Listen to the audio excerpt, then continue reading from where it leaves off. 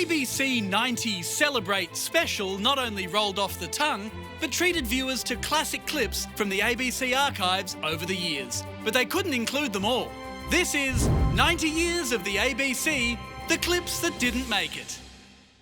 The ABC has always represented what was really going on in Australia. And back in the 60s, people certainly weren't as politically motivated. Pardon me, sir, do you realise that this is the year of a federal election? No. But the problems were exactly the same as they are today. What do you think the issues will be at the election? I think it will be the inflation issue. And even practicing yoga was popular back then, if a little more intense. Political campaigning took a much more hands-on approach than it does today. He plans to have every one of 34,000 doors in the electorate knocked on 5 times before election day. Good afternoon. My name is Race Matthews. Good afternoon, Mr Matthews. I'm the ALP candidate for this federal electorate. Oh. By the 1970s, people were changing. But unlike today's obsession with hair removal, back then, people wanted more hair. How do you think women really will accept it? Well, I hope they accept it quite well. Would you be going to a disco or something like that tonight? Yeah, I hope to. Wear an open shirt, a couple of chains, and show my hairy chest off.